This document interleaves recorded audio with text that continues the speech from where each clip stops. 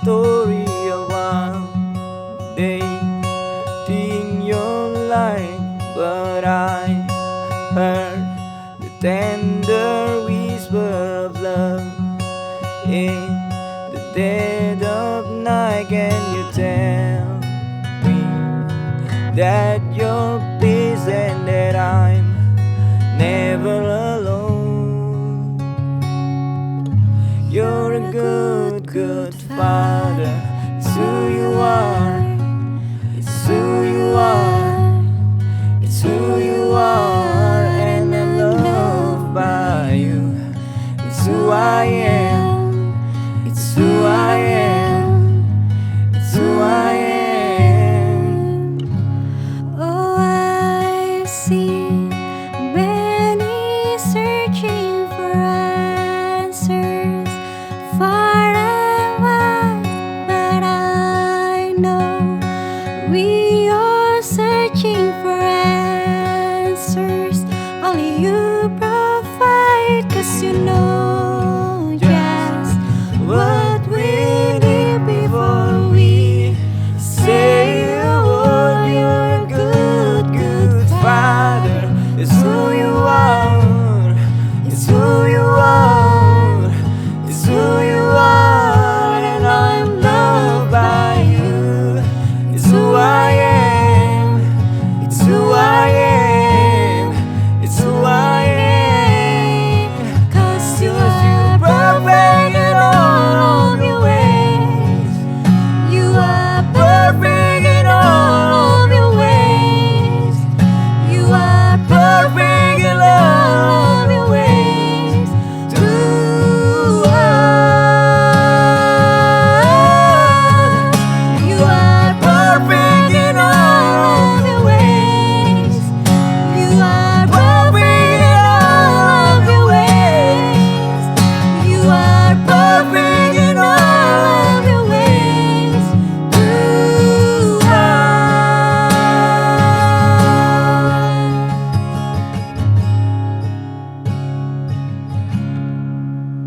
Oh, it's love so undeniable. I can hardly speak. be so unexplainable. I can hardly think As as you you call me. Deeper still as you call me. Deeper still as you call me. Deeper still into love. Love, who you are, it's who you are, it's who you are, it's who I am, it's who I am, it's who I am. You're a good, good father. It's who you are, it's who you are. Oh,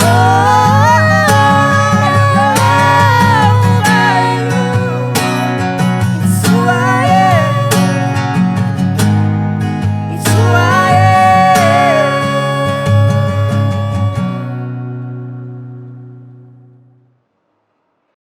Shalom Jemaat Gereja Kristen Jakarta. Gereja memberikan layanan ibadah online bagi jemaat. Lalu apa saja ya yang harus dipersiapkan? Pilihlah jam ibadahmu dan ikuti tepat waktu. Jangan sampai terlambat ya.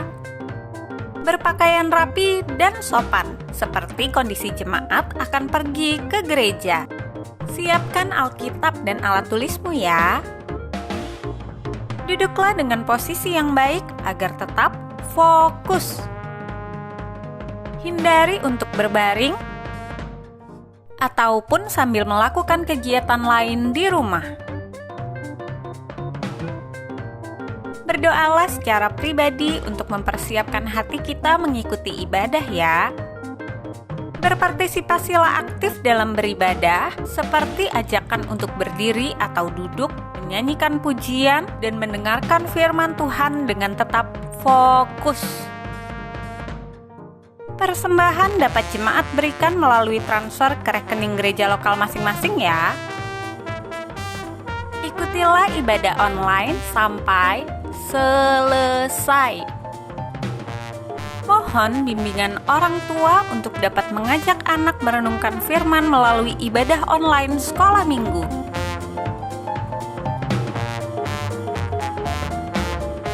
Selamat beribadah, Tuhan Yesus memberkati. Jemaat Tuhan, kita bersyukur Tuhan masih memberikan kita kesempatan untuk boleh menjadi penyembah-penyembah Tuhan. Dan saya tahu rasanya bagaimana kita beribadah di rumah kita masing-masing. Ada sesuatu yang berbeda, tetapi kita harus tahu bahwa Allah itu adalah roh. Yang Tuhan itu ada bukan hanya sekedar di dalam gereja, tapi dimanapun juga Tuhan ada. Itu sebabnya kita bisa menyembah Tuhan dimanapun kita berada, baik di gereja, baik di rumah kita, atau bahkan di tempat-tempat yang lain. Kiranya kita boleh menjadi penyembah Tuhan. Kita kembali datang di hadapan Tuhan hari ini untuk menyembahnya, untuk beribadah kepadanya. Dan saya mengajak setiap kita untuk tetap fokus, untuk tetap mengarahkan hati kita kepada Tuhan, meskipun ibadah kita masih melalui online. Mari kita tenangkan hati kita di hadapan Tuhan, kita mempersiapkan diri kita.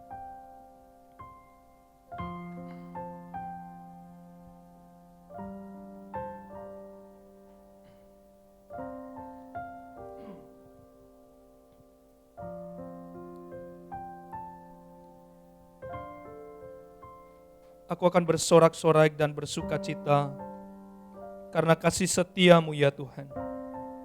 Sebab Engkau telah menilik sengsaraku, telah memperhatikan kesesakan jiwaku, dan tidak menyerahkan aku ke tangan musuh, tetapi menegakkan kakiku di tempat yang lapang.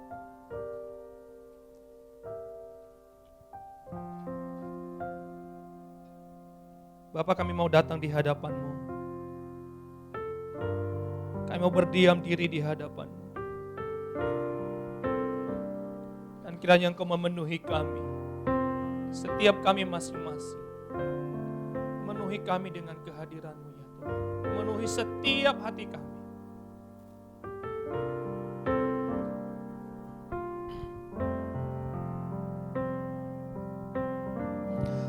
Memenuhi hatiku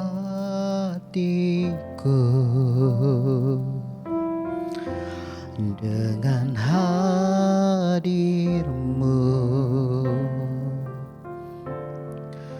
Ku rindu memandang wajah-Mu, oh Tuhan, di dalam kekudusan-Mu. Bawaku dekat dalam hati-Mu. Ku rindu mendengar suara-Mu, oh Tuhan, di tempat kudus-Mu sekarang. Ku rasakan kasih-Mu dan indahnya kekudusan-Mu, penuhi dengan kasih-Mu, diam di hadirat-Mu. Ku mengangkat tanganku dan ku bersyukur menyembah-Mu, penuhi dengan kasih-Mu,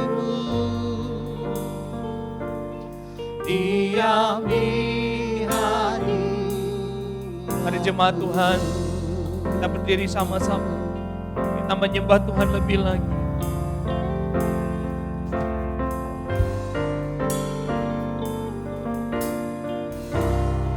Perhatikan hatiku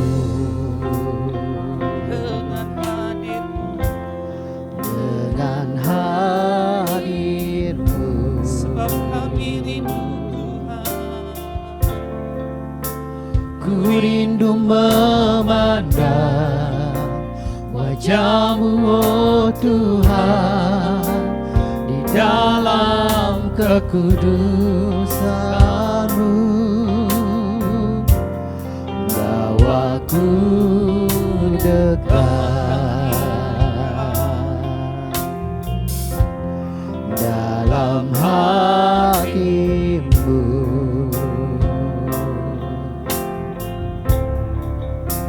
Ku rindu mendengar suara-Mu, oh Tuhan, di tempat kudus-Mu sekarang. Ku rasakan kasih-Mu dan indahnya kekudusan-Mu, penuhi dengan kasih-Mu, diam di hadirat-Mu. Meriangkan tangan, ku mengangkat tanganku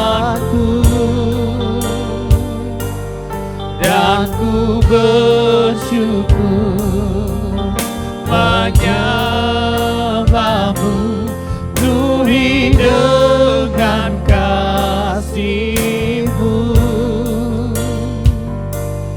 diam di hadirat-Mu. ku rasakan kasih-Mu dan indahnya kekudusan-Mu, penuhi dengan kasih-Mu, diam di hadirat-Mu. mengangkat tangan, Ku mengangkat tanganku dan ku bersyukur menyembah-Mu, penuhi dengan kasih-Mu, diam di hadirat-Mu.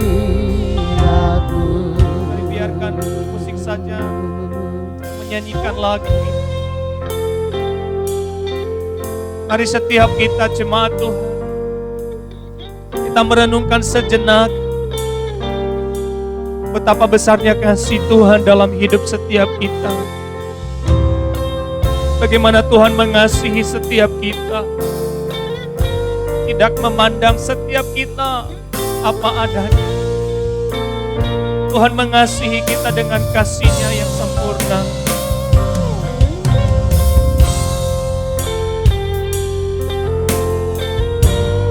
Rasakan betapa besarnya kasih Tuhan.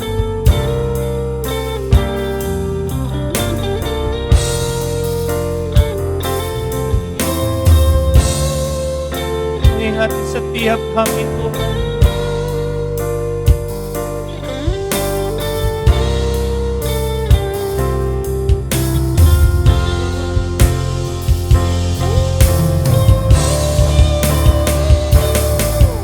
Rasakan kasih-Mu dan indahnya kekudusan-Mu, penuhi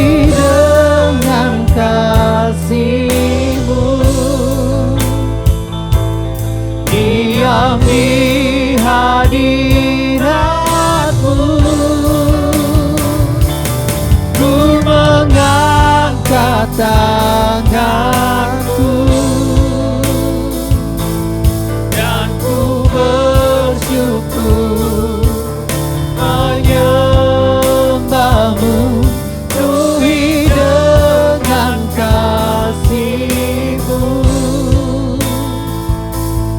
Diam di hadirat-Mu, ku mengangkat tanganku, Dan kami bersyukur dan ku bersyukur menyembahmu, penuhi dengan kasih-Mu. Diam di hadirat-Mu, ku mengangkat tanganku, dan ku bersyukur menyembahmu, penuhi dengan kasih-Mu. Diam di hadirat-Mu.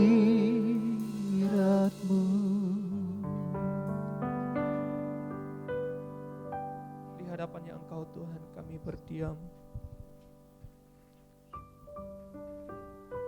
Dan kami rindu Engkau memenuhi hati setiap kami.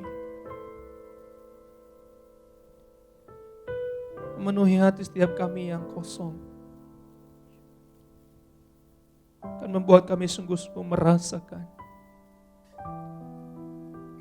betapa kasih-Mu nyata dalam hidup kami. Betapa hari lepas hari Engkau menyertai kami. Di dalam keluar masuknya kami, Tuhan jaga. Terima kasih Tuhan, terima kasih. Dan kami datang untuk menyembah-Mu. Kami beribadah kepada-Mu ya Tuhan. Sebab Engkau adalah Allah kami.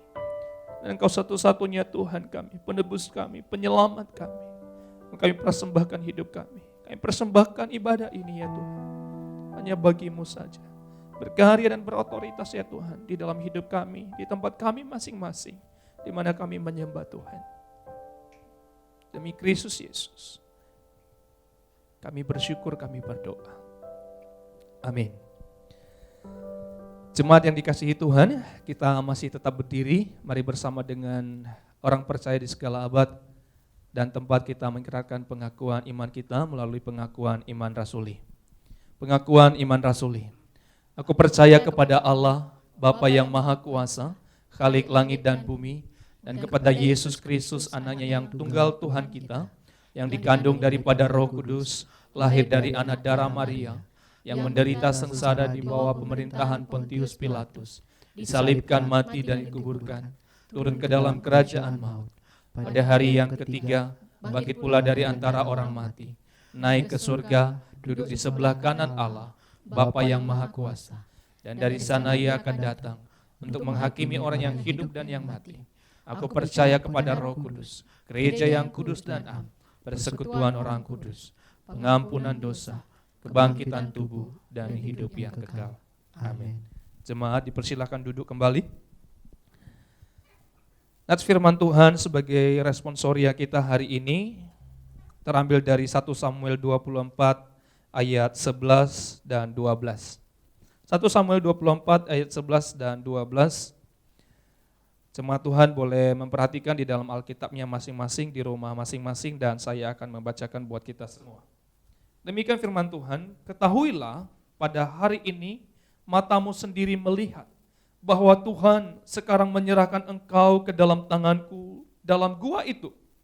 Ada orang yang telah menyuruh aku membunuh engkau, tetapi aku merasa sayang kepadamu karena pikirku, aku tidak akan menjamah Tuanku itu, sebab dialah orang yang diurapi Tuhan. Lihatlah dahulu, ayahku, lihatlah kiranya punca jubahmu dalam tanganku ini. Sebab dari kenyataan bahwa aku memotong punca jubahmu dengan tidak membunuh engkau, dapatlah kau ketahui dan kau lihat bahwa tanganku bersih daripada kejahatan dan pengkhianatan dan bahwa aku tidak berbuat dosa terhadap Engkau, walaupun Engkau ini mengejar-ngejar aku untuk mencabut nyawaku. Demikian pembacaan firman Tuhan Bapak Ibu, dan kiranya kita mendapatkan berkat lebih lagi di dalam dan melalui pembacaan firman Tuhan dan penjelasannya nanti melalui hamba Tuhan. Kita akan terus memuji Tuhan, kita akan terus memuliakan Tuhan, bersorak-sorai buat Tuhan. Dan sekali lagi saya mengajak setiap jemaat Tuhan di rumah masing-masing untuk boleh bangkit berdiri dan kita menyanyikan pujian buat Tuhan. Sebab kita semua dipanggil dan dipilih oleh Tuhan. Saya mengajak kita kembali untuk bangkit berdiri.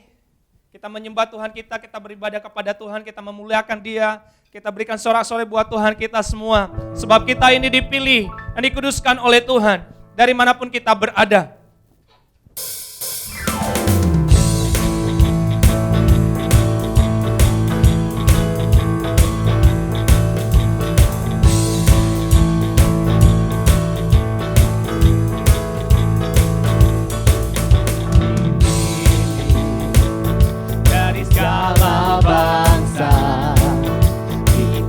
Dipilih jadi umatnya, kita dipilih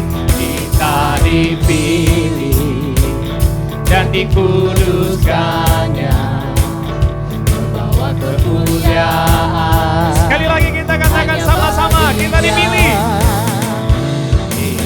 dipilih dari segala bangsa, kita dipilih umatnya, kita dipilih dan dikuduskannya, membawa kemuliaan hanya bagi Dia.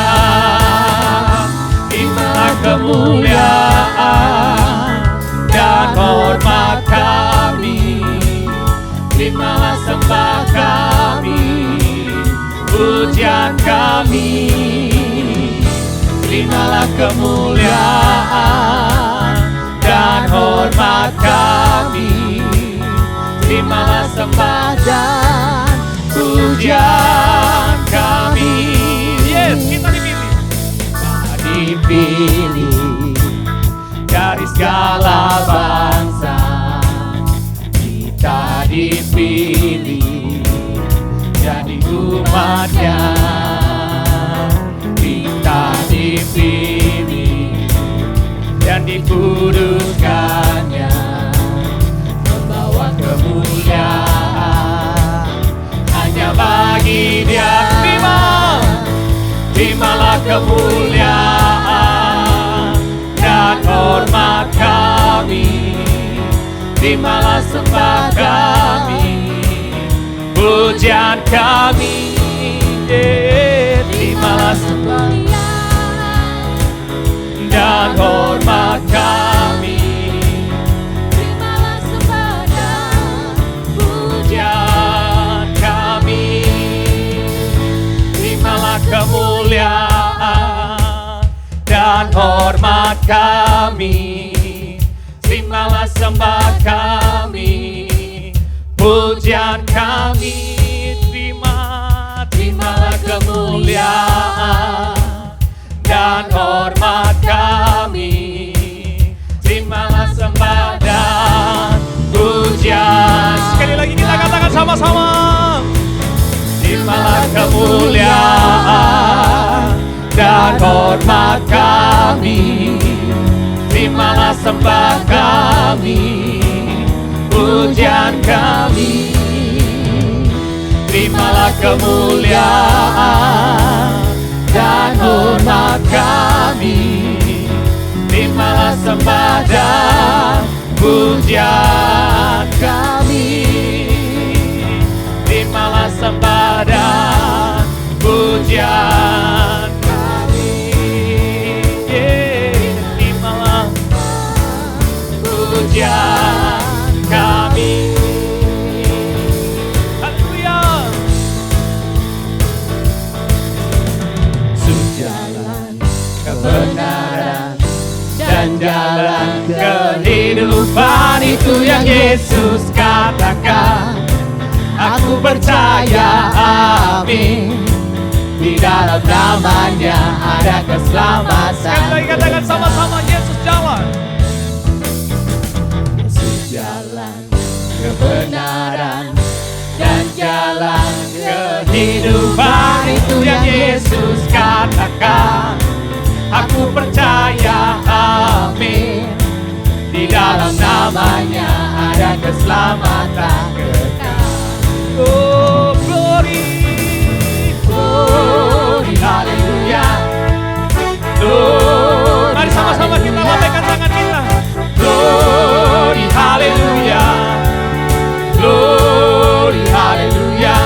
Di dalam namanya ada keselamatan. Sama-sama kita katakan, Yesus jalan. Jalan kebenaran dan jalan kehidupan. Itu yang Yesus katakan, aku percaya, amin. Di dalam namanya ada keselamatan kekal. Oh, lambaikan tangan. Glory, haleluya. Glory, haleluya. Glory, haleluya. Glory, haleluya. Di dalam namanya ada keselamatan kekal. Oh, oh, oh. Glory, haleluya. Glory, haleluya. Glory, haleluya. Glory, haleluya. Di dalam namanya ada keselamatan. Sekali lagi. Glory, haleluya. Glory, haleluya. Glory, haleluya. Glory, haleluya. Di dalam namanya ada keselamatan kekal. Di dalam namanya. Di dalam namanya ada keselamatan kekal. Di dalam namanya. Di dalam namanya ada keselamatan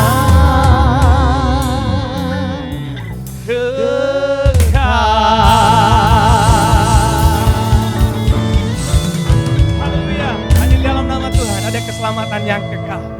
Jemaat dipersilakan untuk duduk kembali. Kita akan mempersiapkan diri kita, hati kita untuk diisi oleh kebenaran firman Tuhan.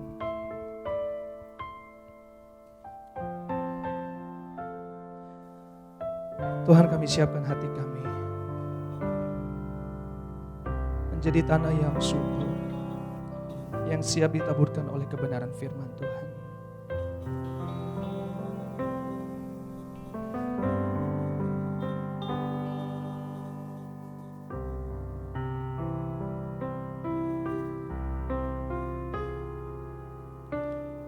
belum pernah ada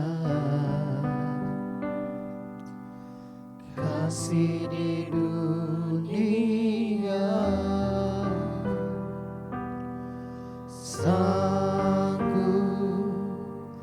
menerima diriku apa adanya selain kasih-Mu, Yesus.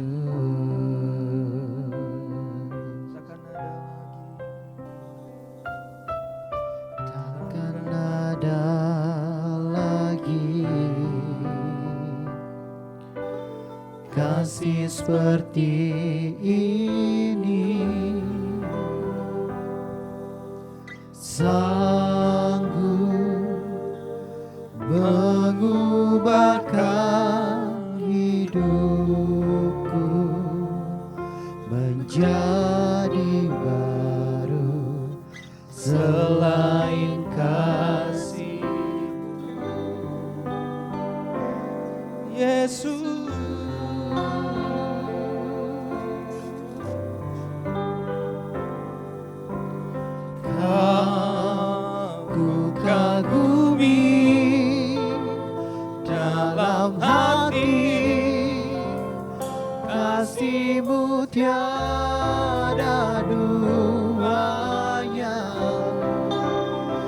sampai kini ku akui kasih-Mu tiada duanya.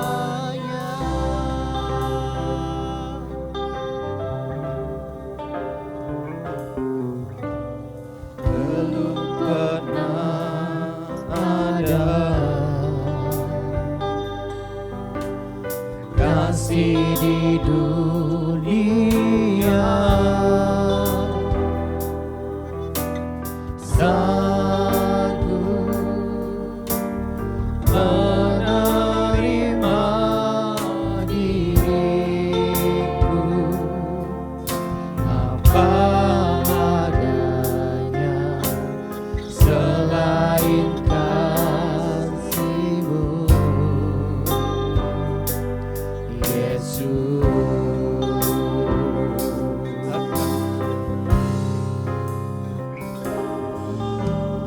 Takkan ada lagi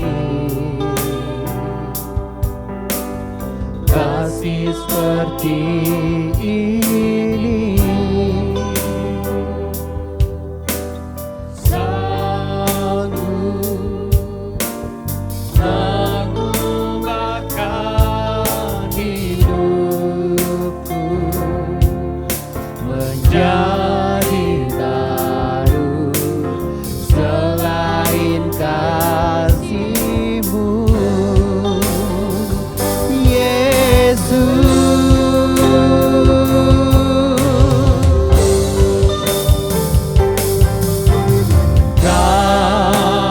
Ku kagumi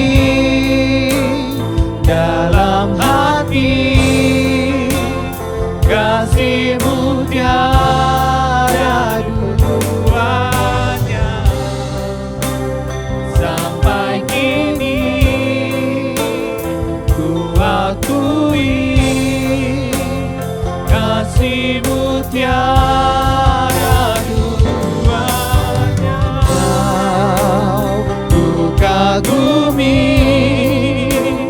dalam hati kasih-Mu tiada duanya. Sampai kini ku akui kasih-Mu tiada duanya. Kasih-Mu tiada duanya. Kasih-Mu tiada duanya.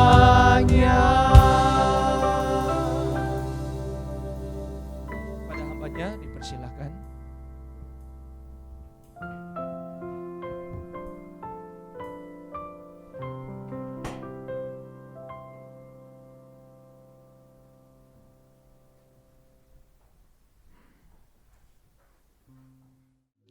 Shalom jemaat yang dikasihi Tuhan, kita mengucap syukur kepada Tuhan karena Tuhan masih memberikan kita kesempatan untuk boleh beribadah di minggu kedua bulan November ini. Sungguh anugerah Tuhan luar biasa dalam hidup kita. Sebelum kita merenungkan firman Tuhan, mari kita mohon pimpinan Tuhan di dalam doa. Tuhan yang penuh kasih dan rahmat, pagi hari ini izinkan kami untuk menghampiri tahta-Mu yang kudus, mendengarkan suara-Mu melalui hamba-Mu, agar setiap kami pagi hari ini dicerahkan baik dalam pikiran dan dalam jiwa kami, meluruskan jalan-jalan kami, dan biarlah hidup kami senantiasa memperkenankan hati-Mu. Bersabda kami siap mendengar, demi nama Tuhan Yesus kami berdoa. Amin. Saudara-saudara yang dikasihi Tuhan, firman Tuhan kepada kita pada pagi hari ini diberi judul, Jangan Dendam, Nanti Kasih Padam. Firman Tuhan terambil dari 1 Samuel pasal 24 ayat 11 sampai ayat yang ke-12. Sekali lagi 1 Samuel pasal 24 ayat 11 sampai ayat yang ke-12. Izinkan saya akan membacakannya bagi kita dan saudara-saudara mengikuti pembacaan ini di dalam hati masing-masing. Demikianlah firman Tuhan. Sekali lagi 1 Samuel 24 ayat 11 dan 12. Ketahuilah, pada hari ini matamu sendiri melihat bahwa Tuhan sekarang menyerahkan engkau ke dalam tanganku dalam gua itu. Ada orang yang telah menyuruh aku membunuh engkau, tetapi aku merasa sayang kepadamu karena pikirku, aku tidak akan menjamah tuanku itu, sebab dialah orang yang diurapi Tuhan. Lihatlah dahulu ayahku, lihatlah kiranya punca jubahmu dalam tanganku ini. Sebab dari kenyataan bahwa aku memotong punca jubahmu dengan tidak membunuh engkau, dapatlah kau ketahui dan kau lihat bahwa tanganku bersih daripada kejahatan dan pengkhianatan, dan bahwa aku tidak berbuat dosa terhadap engkau, walaupun engkau ini mengejar-ngejar aku untuk mencabut nyawaku. Saudara-saudara yang dikasihi Tuhan, ada satu adagium yang dianut oleh sebagian orang, bunyinya demikian. Ada hal-hal di dunia ini yang dianggap tidak patut dimaafkan, dan karena itu dendam harus selalu berlaku. Saudara sekalian, adagium ini dianut oleh sebagian orang Yahudi yang selamat dari kamp konsentrasi Nazi Jerman. Kita tahu bahwa kamp Nazi di Jerman adalah tempat yang sangat mengerikan bagi orang-orang Yahudi pada masa Perang Dunia yang kedua. Di situ tidak hanya terjadi penyiksaan tetapi juga pembunuhan. Sebagaimana kita ketahui bahwa di kamp-kamp itu saudara ada 6 juta orang Yahudi yang dihabisi oleh tentara Nazi. Nah saudara, setelah Perang Dunia yang kedua, sekelompok orang yang selamat dari kamp itu kemudian membentuk sebuah organisasi yang diberi nama Nakam. Nakam itu sendiri artinya para pembalas. Nah saudara, para anggota grup Nakam ini saudara itu terdiri dari 300 orang yang kemudian memiliki rencana untuk membalas dendam terhadap kekejian Nazi terhadap mereka. Dan pembalasan itu dimaksudkan untuk mengobati rasa sakit hati mereka karena perlakuan tentara Jerman atau tentara Nazi Jerman kepada mereka pada masa Perang Dunia Kedua berlangsung.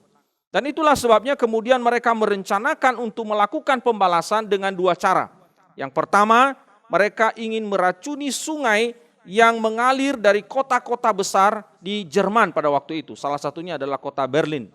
Yang kedua, saudara, mereka ingin meracuni makanan dari para tentara Nazi yang pada waktu setelah Perang Dunia Kedua itu ditahan, dimasukkan dalam tahanan dan diawasi oleh tentara Amerika Serikat. Namun saudara sekalian, semua rencana itu berhasil digagalkan.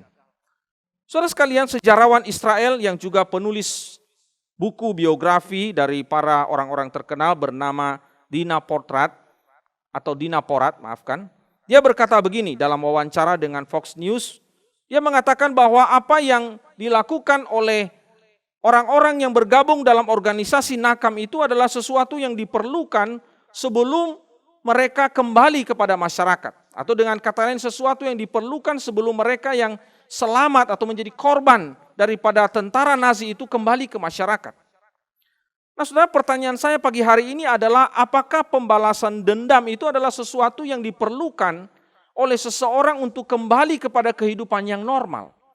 Dan apakah benar bahwa ada adagium yang mengatakan bahwa ada hal-hal yang patut, ada hal-hal yang tidak patut dimaafkan dan dendam itu harus berlaku, itu juga terjadi atau berlaku di dalam kehidupan kita sebagai orang Kristen, sebagai murid Tuhan pada hari ini? Nah, untuk menjawab pertanyaan itu, saudara, kita akan melihat ada 2 kebenaran yang kita pelajari bersama dari kisah Raja Daud yang terdapat di dalam 1 Samuel pasal 24 ini. Kebenaran yang pertama yang kita lihat di sini adalah sikap hormat kepada Allah itu membuat orang tidak menyimpan dendam. Nah, saudara, kalau kita membaca mulai dari pasal 18, itu kita sudah renungkan minggu yang lalu, kita melihat bagaimana sikap Saul terhadap Daud. Saul itu sangat benci kepada Daud. Dan itulah sebabnya dia ingin membunuh Daud. Dia ingin menyingkirkan Daud dari hidupnya. Dan Saul itu memburu Daud. Dia memburu Daud seperti memburu binatang, saudara. Ia ingin melenyapkan Daud. Dan oleh sebab itu, saudara, kita melihat mulai dari pasal 18 sampai pada pasal 24 ini, Daud berpindah-pindah tempat menghindari perburuan yang dilakukan oleh Saul kepadanya. Saudara yang saya kasih dalam Tuhan, kalau kita membaca di dalam kitab Mazmur, maka kita melihat bagaimana keadaan atau kondisi yang dialami Daud pada masa-masa dia diburu hendak dibunuh oleh Saul. Bagaimana kepedihan hatinya, bagaimana tekanan-tekanan yang dialaminya, bagaimana ketakutannya, bagaimana ketidakpastiannya, bagaimana penderitaan yang dialami oleh seorang Daud pada masa Saul itu memburunya seperti memburu binatang. Saudara yang saya kasih dalam Tuhan, tidak hanya itu. Saul juga menyakiti hati Daud dengan dia merencanakan untuk menikahkan Daud dengan putrinya. Dan kita tahu kemudian akhirnya ternyata putri yang hendak dinikahkan kepada Daud itu justru diberikan kepada orang lain, saudara. Dan tidak hanya itu, saudara, yang lebih menyedihkan lagi, pada waktu Daud itu, saudara, terusir atau dia dalam pengembaraan dan dia meninggalkan keluarganya, istrinya yang bernama Mikal yang adalah anak Saul itu juga kemudian diberikan kepada orang lain, saudara, menjadi istri orang lain. Bukankah itu adalah sesuatu yang sangat menyedihkan, sesuatu yang sangat memedihkan hati seorang Daud. Namun Daud sama sekali tidak menaruh dendam dan sakit hati kepada Saul. Pada suatu ketika Saul membuang hajat di sebuah gua, saudara, dan ternyata Daud dan anggota-anggotanya, pasukannya itu berada di dalam gua yang sama. Dan ini sebenarnya adalah kesempatan yang sangat baik dan sangat besar untuk membalas dendam. Kalau Daud memiliki dendam kepada Saul, ia bisa saja membunuh Saul. Namun Daud dikatakan tidak melakukannya. Ia justru bahkan melarang orang-orang yang ada di sekitarnya untuk menyentuh Saul atau membunuh Saul. Bahkan ketika mereka berkata, Tuhan menyerahkan dia ke dalam tanganmu, ini kesempatanmu, ini saat yang baik sekali. Namun Daud tidak melakukannya. Saudara yang saya kasih dalam Tuhan, kenapa Daud tidak menaruh dendam kepada Saul? Kenapa dia tidak membalaskan perbuatan Saul kepadanya?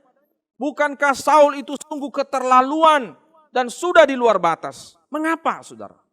Jawabannya adalah karena Daud itu menghormati Allah. Saul adalah orang yang diurapi oleh Allah. Itulah sebabnya Daud menghormati Saul sebagai orang yang diurapi Allah. Daud mengatakan demikian, sebab dialah orang yang diurapi oleh Tuhan. Saudara sekalian, di dalam banyak sekali peristiwa Daud selalu mengulangi kata ini.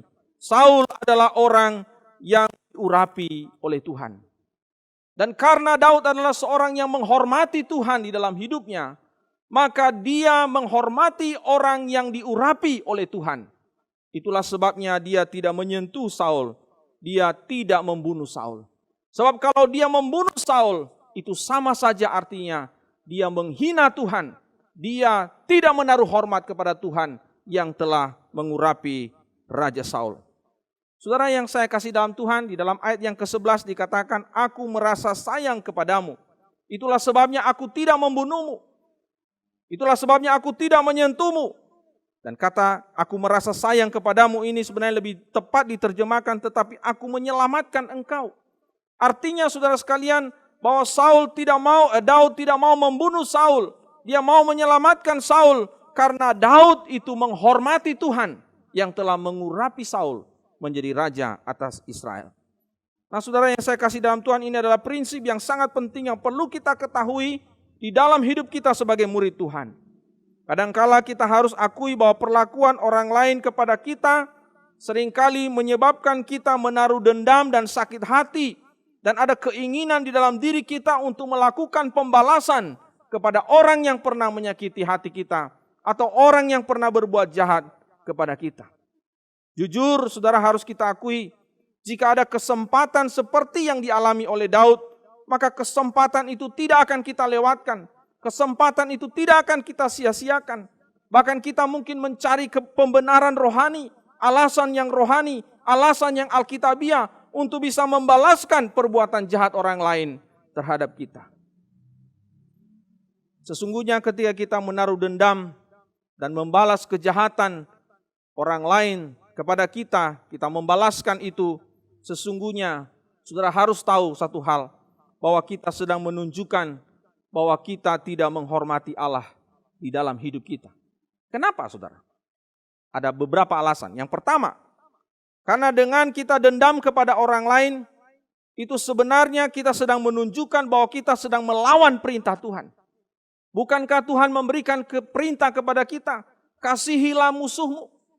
Bukankah Tuhan memberikan perintah kepada kita, kalau orang tampar pipi kananmu, berikan pipi kirimu. Tetapi ketika kita menaruh dendam di dalam hati kita, bahkan membalaskan sakit hati kita kepada orang lain, bukankah itu menunjukkan bahwa kita dengan terang-terangan melawan Tuhan? Dan kalau kita melawan Tuhan, itu berarti kita tidak menghormati Tuhan di dalam hidup kita. Yang kedua, saudara, jika kita membalas perbuatan orang jahat kepada kita, maka sesungguhnya kita tidak menghormati Allah yang telah menciptakan manusia ciptaannya itu.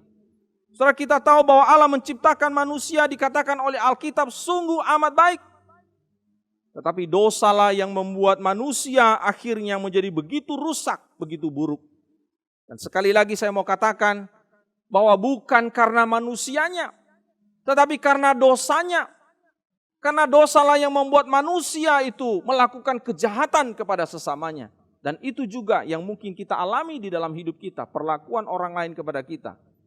Dan kalau kita kemudian membalaskan, melakukan sesuatu yang sama dengan apa yang orang lain lakukan terhadap kita, itu juga menunjukkan bahwa kita menghina Allah. Kita tidak menghormati Allah yang menciptakan orang itu, menciptakan dia, bukan di dalam dosanya, tetapi menciptakan dia sungguh amat baik.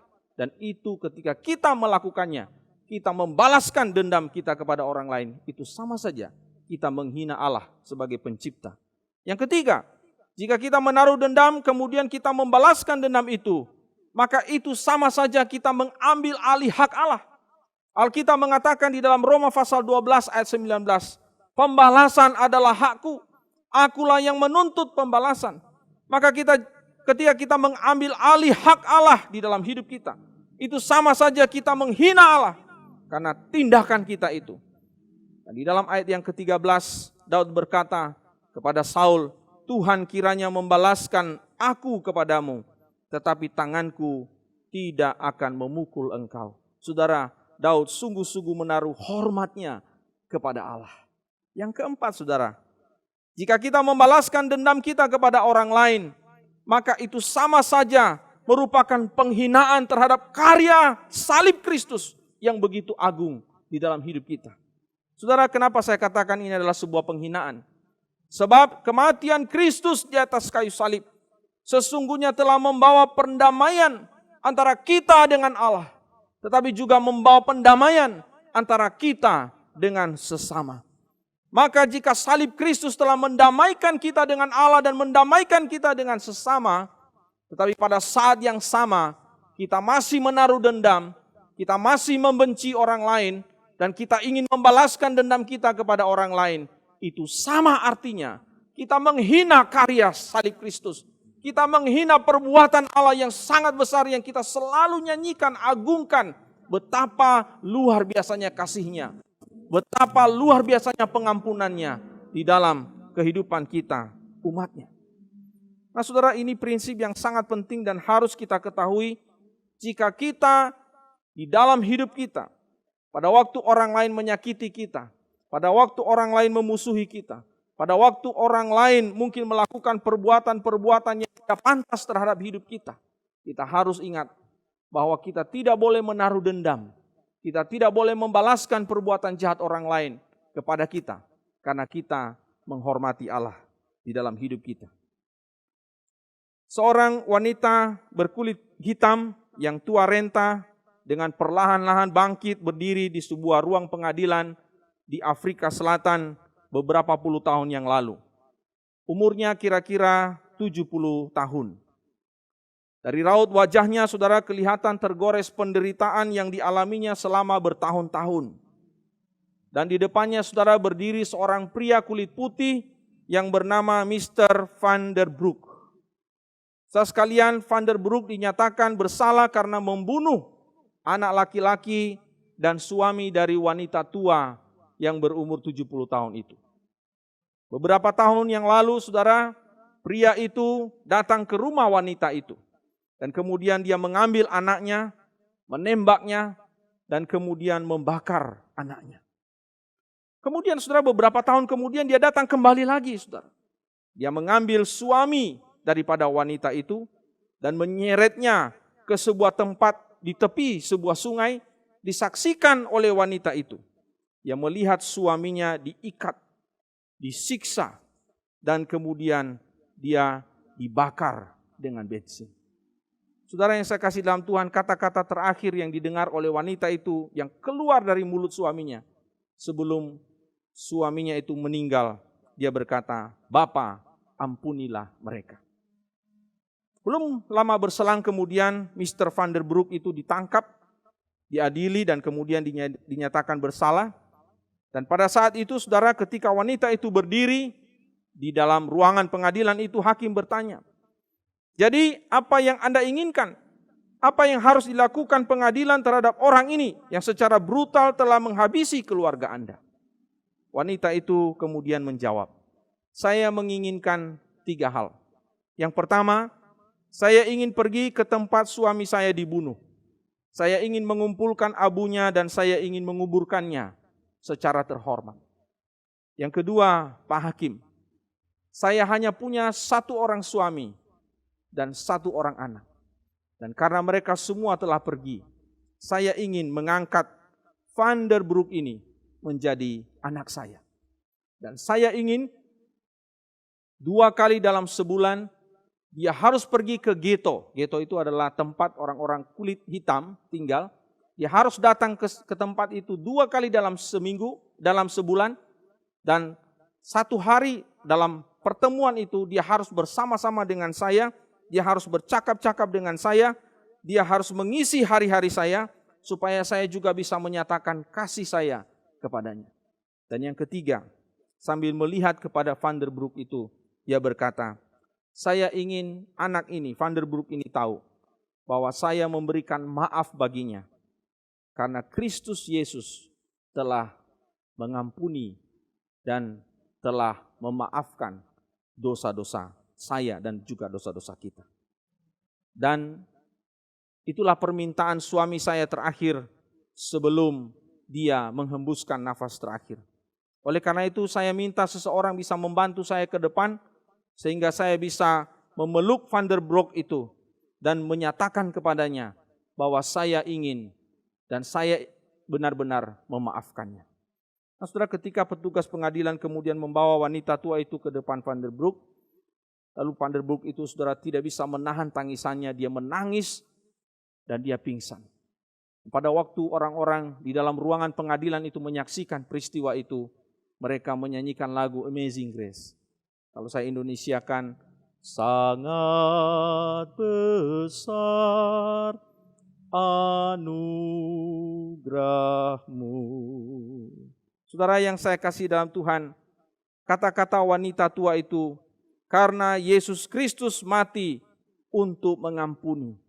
Demikianlah wanita ini mengampuni orang yang pernah berbuat jahat kepadanya. Saudara, terlalu sering kita mengatakan kata-kata ini. Terlalu sering kita mengatakan kita mengagungkan karya salib. Terlalu sering kita mengatakan bahwa begitu hebatnya karya salib dalam hidup kita.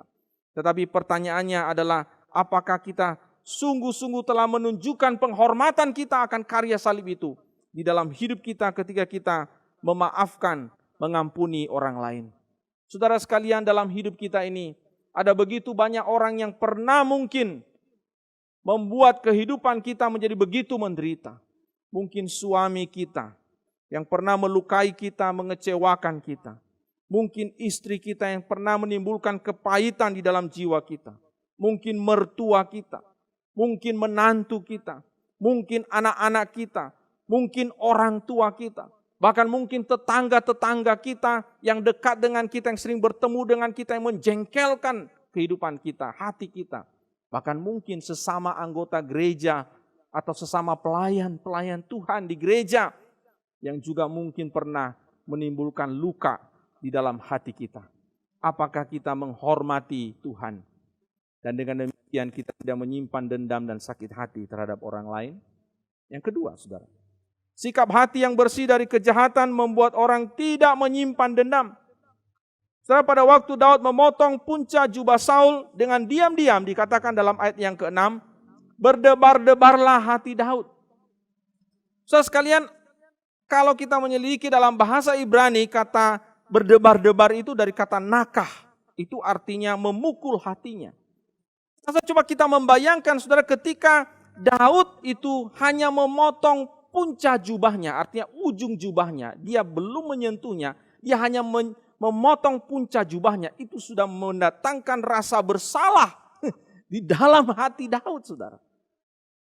Belum menyentuhnya, apalagi membunuhnya. Dia hanya memotong punca jubahnya saja.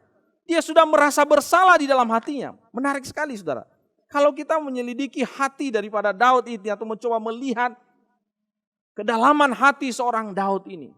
Sungguh, saudara, di dalam hatinya tidak ada kebencian dan sakit hati. Sekalipun Saul itu telah membuat hidupnya menderita bertahun-tahun lamanya.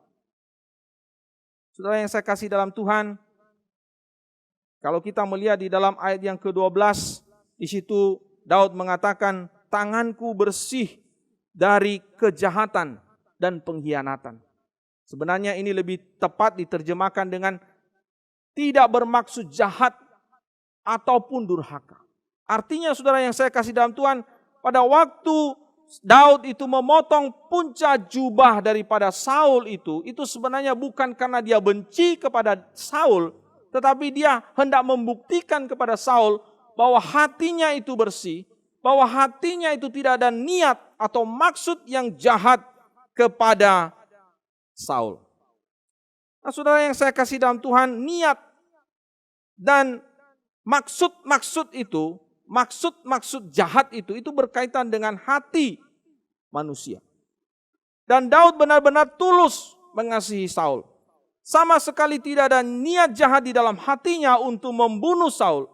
Bahkan ketika kesempatan yang besar itu ada di depan matanya, sama sekali tidak ada niat yang jahat, niat yang timbul di dalam hatinya untuk membalas perbuatan jahat Saul kepadanya. Saudara yang saya kasih dalam Tuhan, terlalu sulit bagi kita menemukan hati yang bersih seperti ini, bukan? Terlalu sulit. Saya mau katakan, dunia ini penuh dengan kepalsuan. Kadangkala perbuatan yang baik yang dicitrakan, dinyatakan kepada sesama, kepada orang lain, sebenarnya membungkus niat, maksud-maksud yang jahat, yang terselubung, yang belum dinyatakan. Dan pada saat itu dinyatakan, maka kejahatan itu akan diluapkan dengan tanpa terkendali. Kita hidup dalam dunia yang penuh kepura-puraan. Kita hidup dalam dunia yang penuh dengan kepalsuan. Seolah-olah baik, seolah-olah aman. Tetapi sesungguhnya di dalam itu menyimpan sesuatu yang suatu saat itu akan meledak.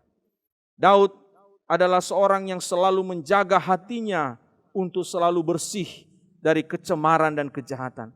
Di dalam Mazmur pasal 139 ayat 23, Daud berkata, "Selidikilah aku ya Allah dan kenalah hatiku. Ujilah aku dan kenalah pikiran-pikiranku." Dalam Mazmur pasal 26 ayat 2 dikatakan, "Ujilah aku ya Tuhan dan cobalah aku." Perhatikan, selidikilah batinku dan hatiku. Saudara sekalian, Daud memiliki hati yang selalu ingin dibersihkan, disucikan, diselidiki oleh Allah. Namun sekalipun demikian, Daud tidak boleh terlalu kita agungkan. Karena Daud juga bukan manusia yang sempurna. Hanya Yesus yang memiliki hati yang sempurna di dalam kesucian dan kebersihan. Daud pernah gagal dalam menjaga hatinya. Dia pernah jatuh.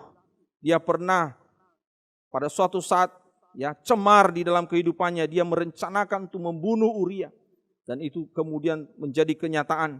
Tetapi kemudian kita lihat di dalam Alkitab ketika dia sadar akan dosanya. Daud datang kepada Tuhan. Dia menyesal, dia mohon ampun kepada Tuhan. Dengan sungguh-sungguh, dengan air mata. Dengan kehancuran hati. Dia membawa hatinya sudah cemar itu untuk dibersihkan oleh Tuhan. Dan dipulihkan oleh Tuhan. Saya katakan kepada saudara bahwa kita pun bisa saja tidak mampu menjaga hati kita dari kecemaran. Hati kita bisa tercemar dengan dendam dan keinginan-keinginan yang terselubung untuk membalaskan perbuatan jahat orang lain kepada kita. Jika ada kesempatan maka kita akan melakukan pembalasan itu. Bahkan pembalasan yang lebih besar dan lebih jahat kepada orang lain. Saudara, Saya pernah mendengar dan berkali-kali, dan mungkin juga kita semua mendengar orang berkata begini, oh saya tidak dendam kepadanya. Enggak kok. Padahal sebenarnya di dalam hatinya terbakar, saudara. Terbakar oleh dendam. Kita mungkin juga seringkali mendengar orang berkata, oke, saya memaafkanmu, oke, saya akan menerima permohonan maafmu. Tapi sebenarnya saudara sekalian di dalam hatinya tersimpan sakit hati, tersimpan dendam yang membara, yang suatu saat dia akan lampiaskan dan dia akan balaskan. Saudara sekalian, saya katakan bahwa tidak mudah untuk bisa menjalani kepahitan atau menjalani luka-luka di dalam hidup kita akibat perlakuan orang lain terhadap kita. Saya tidak menganggap remeh perbuatan jahat orang kepada kita. Saya tidak menganggap ringan sikap atau kejahatan orang lain kepada kita. Saya katakan itu bukan hal yang mudah untuk dilupakan, bukan hal yang mudah untuk dilalui. Saya pernah mengalami hal itu, saudara. Saya pernah mengalami perlakuan-perlakuan yang jahat bahkan tidak manusiawi di dalam sejarah hidup saya sampai pada hari ini. Entah dengan kata-kata, entah dengan tindakan yang dalam tanda petik secara manusia itu sulit untuk bisa diterima dan dimaafkan. Tetapi saya dan saudara hari ini mau belajar dari seorang Daud, dari firman Tuhan yang mengajarkan kita tentang hati. Hati kita harus dibersihkan. Hati kita harus disucikan dari segala kecemaran. Saudara yang saya kasih dalam Tuhan, jika kita menaruh sakit hati, dendam, dan keinginan-keinginan untuk membalas perbuatan jahat orang lain kepada kita, sesungguhnya saya mau katakan bahwa hati kita tidak bersih. Hati kita tercemar, bahkan hati kita begitu kotor. Bagaimana Allah bisa bertahta di dalam hati yang demikian? Bagaimana orang bisa menghampiri Allah dengan hati yang demikian? Bagaimana orang bisa memuji Tuhan, oh haleluya puji Tuhan dengan hati yang demikian? Bagaimana orang bisa melayani Tuhan dan bersaksi tentang kasih Tuhan kepada orang lain kalau hatinya tercemar, kalau hatinya masih menyimpan dendam, kalau hatinya masih menyimpan rencana untuk membalaskan kejahatan orang lain kepadanya. Saudara, hanya dengan anugerah Tuhan, kalau kita mau datang kepadanya, maka Ia akan membersihkan hati kita dari segala kecemaran dan Dia akan menaruh hati yang baru di dalam hati kita. Hati yang mau taat kepada Allah, hati yang mau mengampuni sesama kita. Di dalam Yehezkiel pasal 36 ayat 26 dikatakan, kamu akan kuberikan hati yang baru dan roh yang baru di dalam batinmu. Dan aku akan menjauhkan dari tubuhmu hati yang keras dan kuberikan kepadamu hati yang taat. Kalau selama ini hati kita begitu keras, penuh dengan kebencian dan dendam dan keinginan untuk membalaskannya. Pada hari ini, kalau kita mau datang kepada Tuhan, dengan segala kehancuran hati kita di hadapannya, maka Dia akan membersihkan hati kita. Dia memberikan kepada kita hati yang baru, hati yang mau taat, hati yang dijauhkan dari segala kekerasan hati, hati yang lembut untuk mau mengampuni orang yang bersalah kepada kita. Saudara sekalian, jika hati kita bersih, maka kita bisa melihat segala sesuatu dengan objektif. Kita bisa melihat orang yang menyakiti hati kita dengan sudut pandang yang lain, sudut pandang yang baru, sudut pandang yang berbeda. Kita juga bisa melihat bahwa orang yang berbuat jahat kepada kita bisa saja adalah korban dari perlakuan orang lain kepada mereka juga. Sehingga mereka meneruskan atau mereka mengulangi perbuatan yang telah mereka terima dari orang lain terhadap mereka. Dan mereka teruskan itu kepada kita. Kita bisa melihat saudara sekalian dari sudut pandang yang lain bahwa manusia itu tidak sempurna. Dan justru kalau kita melihat di dalam sejarah manusia, Allah memakai orang-orang yang tidak sempurna itu. Dan sama juga seperti kita yang tidak sempurna ini, melayani Tuhan dan hidup di hadapan Tuhan sebagaimana kita ada sampai hari ini. Dan hati yang bersih, hati yang disucikan, hati yang baru itu akan menolong kita untuk melihat secara objektif bahwa ada maksud-maksud Tuhan yang indah di balik setiap peristiwa yang kita alami, kepahitan, kekecewaan, penderitaan, kekejaman-kekejaman yang mungkin kita alami dalam hidup kita ini. untuk mendewasakan kita, membentuk kita,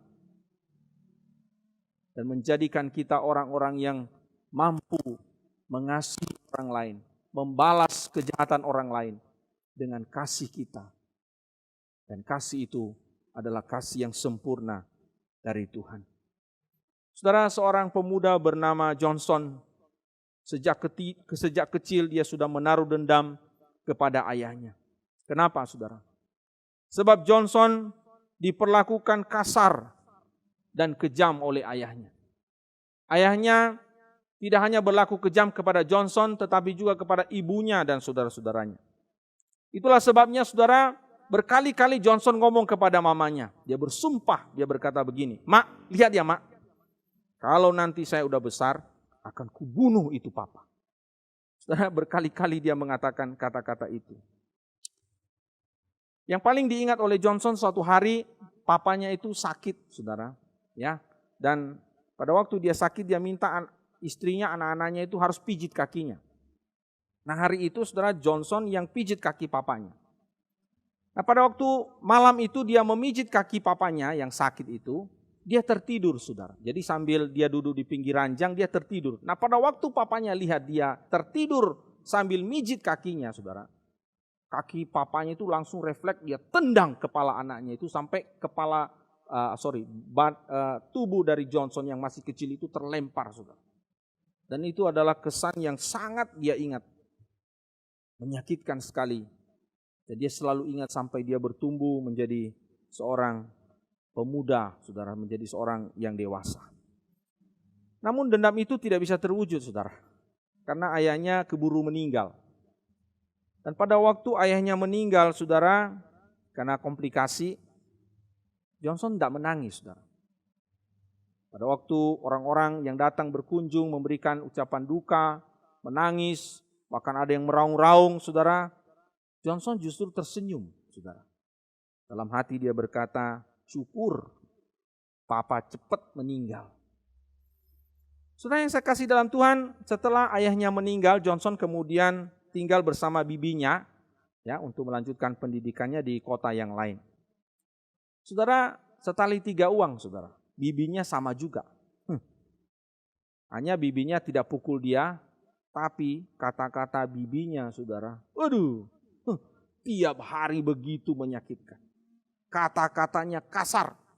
Setiap hari kata-kata binatang keluar dari mulut seorang bibi kepada Johnson. Kecoa lu, bebek lu, dan sebagainya. Ya, kira-kira itu gambarannya.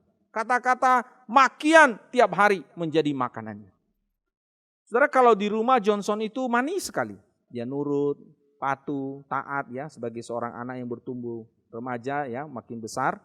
Tapi saudara sekalian, kalau di luar rumah dia menjadi liar dan buas.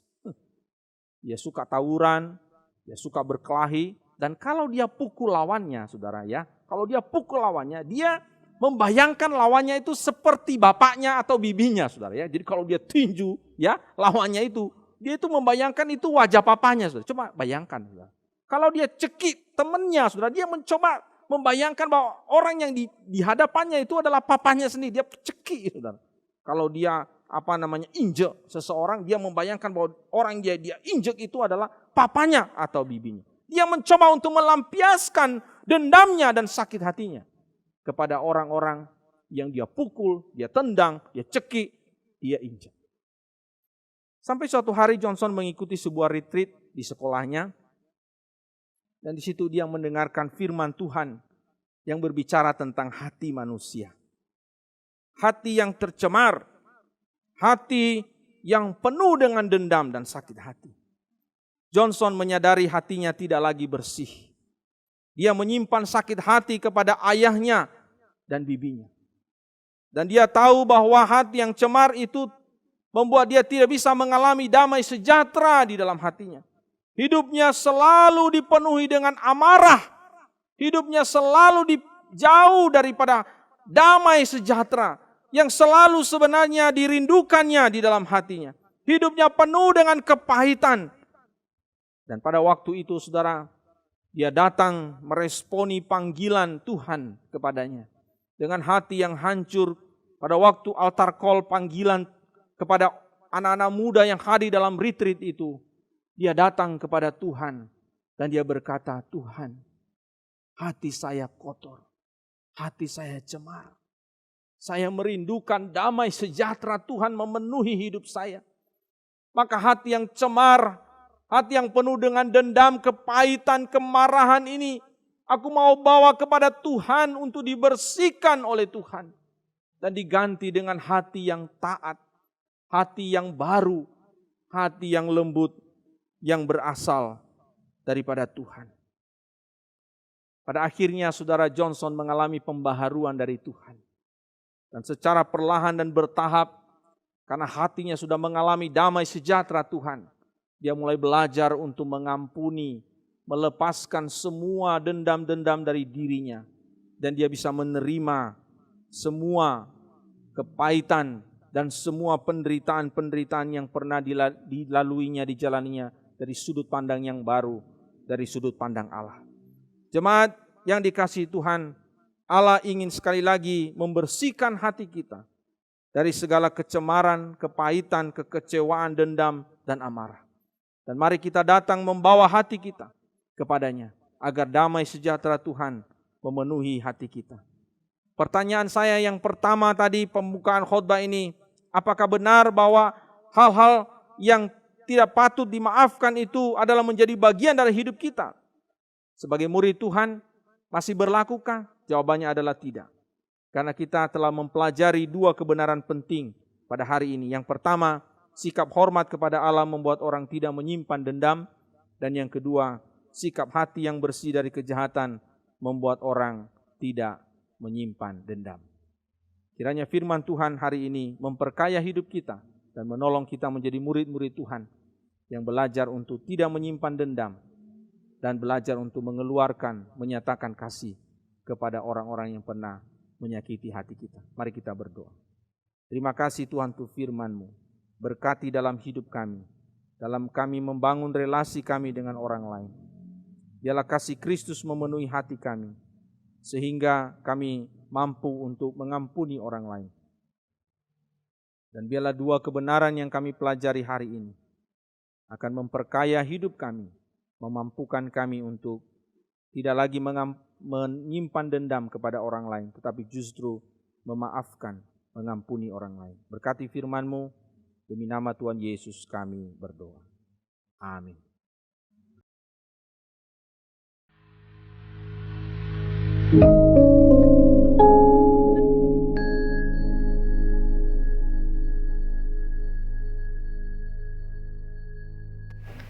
Orang Kristen adalah murid Kristus yang bersemangat melihat apa yang Tuhan kerjakan untuk membangun kerajaan-Nya di dunia dan ingin mengambil bagian di dalamnya. Bila memandang Indonesia, bahkan dunia ini, kita menemukan ratusan suku bangsa dengan beragam budaya dan bahasanya masing-masing. Sayangnya sebagian di antara mereka belum mengenal namanya, apalagi menyembah Dia. Tuhan sangat mempeduli setiap suku bangsa. Bagaimana mereka dapat percaya kepada Dia jika mereka tidak mendengar tentang Dia? Bagaimana mereka mendengar tentang Dia jika tidak ada yang memberitakannya? Dan bagaimana mereka dapat memberitakannya jika mereka tidak diutus? Doakan agar ada jemaat Tuhan yang terpanggil menjadi utusan atau goer atau misionaris untuk pergi memberitakan kabar baik ke tempat-tempat di mana Injil belum diberitakan. Panggilan untuk menjadi goer atau misionaris tidaklah mudah. Membutuhkan pergumulan untuk meninggalkan banyak hal. Perlu persiapan, baik rohani, fisik, mental, dan karakter. Doakan agar mereka yang jelas akan panggilan Tuhan dapat benar-benar dipersiapkan untuk dapat menjadi utusan yang sehat, tangguh, dan efektif. Tuayan memang banyak, tetapi bekerja sedikit. Karena itu, mintalah kepada Tuhan yang empunya tuayan, supaya Ia mengirimkan pekerja-pekerja untuk tuayan itu. Saudara-saudara yang dikasihi Tuhan, pada hari ini kita akan berdoa untuk beberapa hal yang berkaitan dengan misi Gereja Kristen Jakarta. Mari kita berdoa bagi jemaat Tuhan yang terpanggil untuk menjadi utusan Tuhan atau misionaris yang pergi memberitakan kabar baik di tempat-tempat di mana Injil belum diberitakan. Panggilan untuk menjadi seorang misionaris tidaklah mudah, membutuhkan pergumulan untuk meninggalkan banyak hal, untuk persiapan rohani, fisik, dan mental.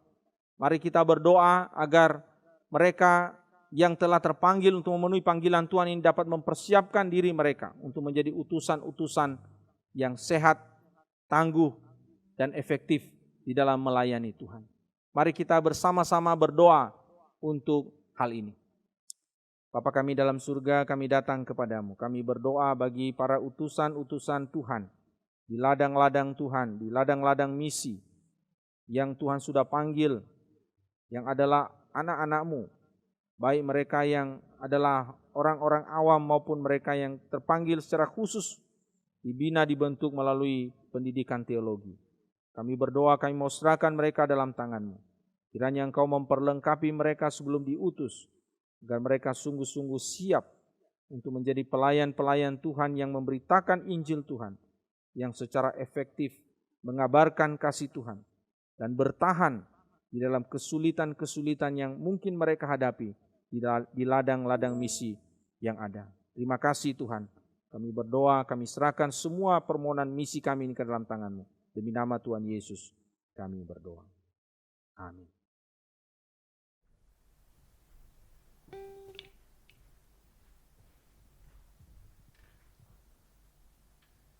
Terima kasih kepada hambanya yang sudah menyampaikan kebenaran firman Tuhan pada hari ini. Tuhan Yesus memberkati. Dan jemaat yang dikasihi Tuhan, mari kita mempersiapkan persembahan kita. Persembahan dapat diberikan melalui transfer dan juga jemaat sekalian boleh mempersiapkan di dalam amplop dan nanti menyerahkannya ke dalam gereja. Mari kita berdoa sebelumnya. Bapa di dalam surga, kami bersyukur Tuhan memberkati kami dengan kebenaran firman-Mu dan bahkan juga Tuhan memberkati kami secara materi. Dan kami memberikan rasa syukur kami, terima kasih kami kepada Tuhan. Melalui uang kami berdoa Tuhan terima. Berkenanlah kiranya Tuhan untuk terus memberkati kami baik secara rohani dan juga secara materi. Dan kami berdoa Tuhan kiranya setiap tangan-tangan yang memberikan persembahan ini, Tuhan yang terus memberkati mereka ya Bapa. Dengarkan doa kami mengucap syukur demi nama Tuhan Yesus Kristus kami berdoa. Amin. Sambil kita mempersiapkan persembahan kita menyanyikan sekali lagi pujian kasih-Mu tiada duanya.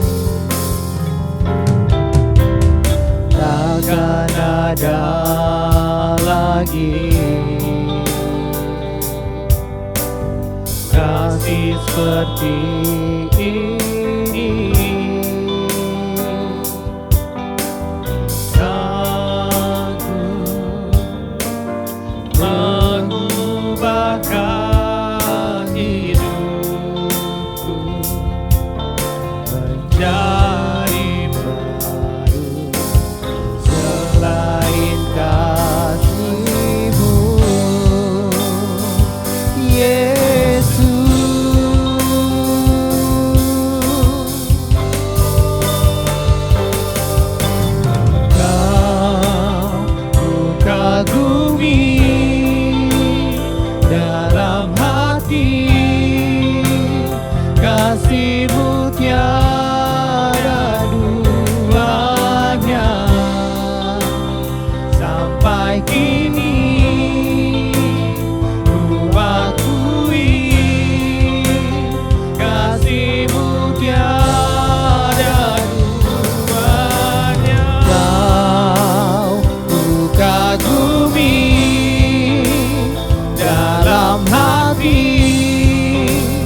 kasih-Mu tiada duanya.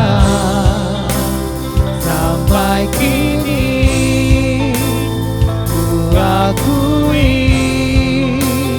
kasih-Mu tiada duanya. Kasih-Mu tiada duanya.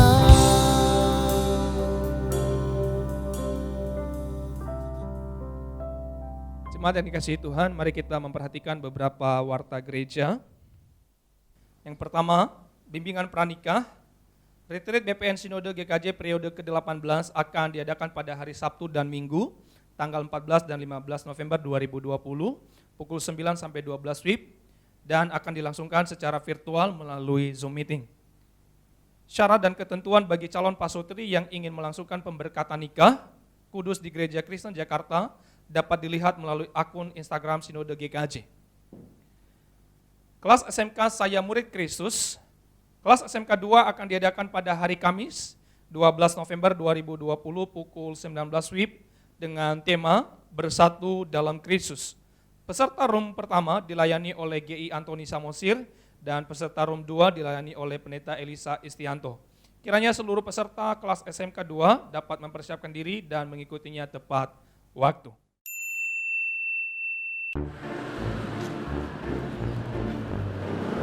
Aduh, sekolah banyak tugasnya, bikin capek aja.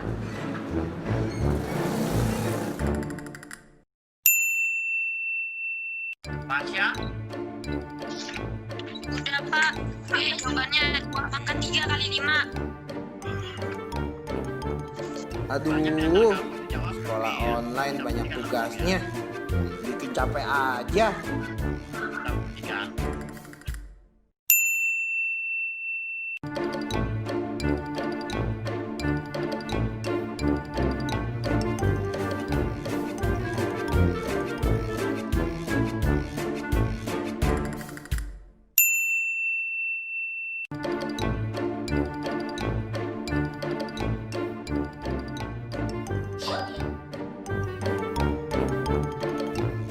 Yes, akhirnya sepatuku sudah sampai.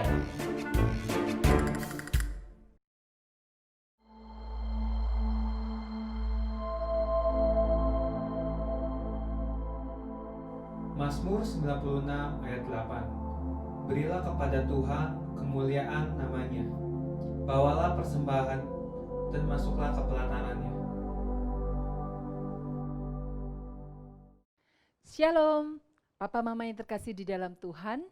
Persembahan adalah bentuk ucapan syukur kepada Tuhan atas kebaikan dan berkat yang kita boleh rasakan. Itu sebabnya saya mengajak Papa dan Mama untuk boleh mengajar anak-anak memberikan persembahan. Kini persembahan sekolah minggu akan kita jalankan dengan sistem celengan atau amplop, yaitu anak-anak mengumpulkan di dalam celengan dan di awal bulan orang tua dapat membantu anak-anak untuk mentransfer ke rekening gereja dengan mengubah angka terakhir dengan angka 1. Misalkan kita akan memberikan persembahan 10.000, maka kita transfer ke gereja, ke rekening gereja 10.001 rupiah, 10001. Demikian cara kita mentransfer persembahan sekolah minggu.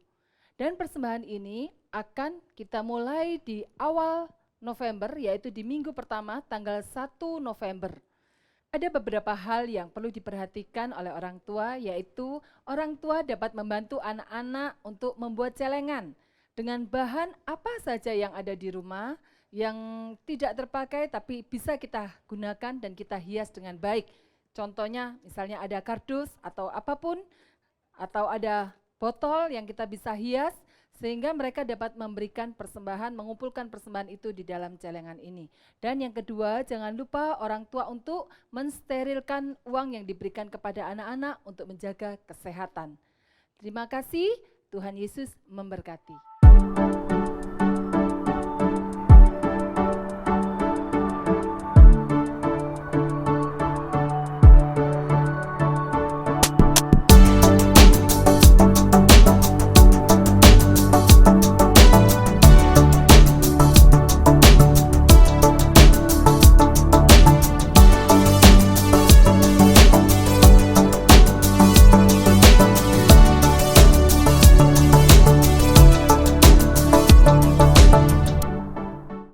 warta pada hari ini. Tuhan Yesus memberkati. Kita akan mengakhiri ibadah kita pada hari ini. Saya mengundang semua jemaat untuk boleh bangkit berdiri dan kita menyanyikan doksologi dan doa berkat akan disampaikan oleh hambanya Pendeta Ang Cumio.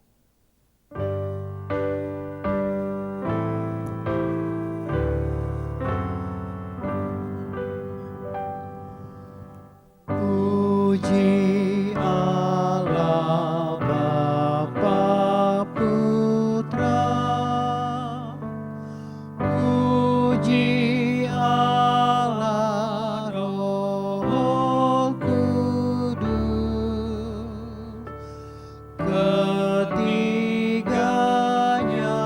yang esa. Pohon selamat sumber berkah.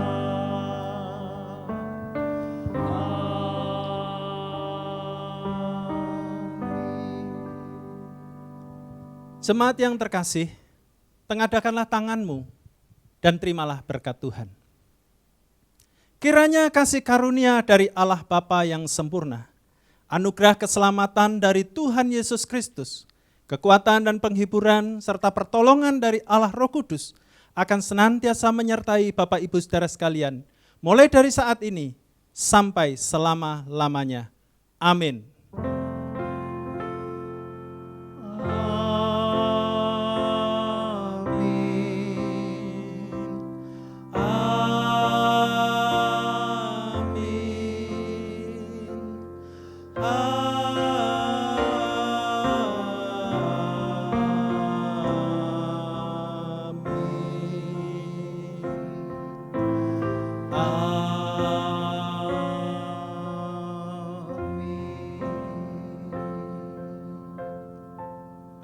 Silakan duduk. Tuhan Yesus memberkati. Selamat hari Minggu.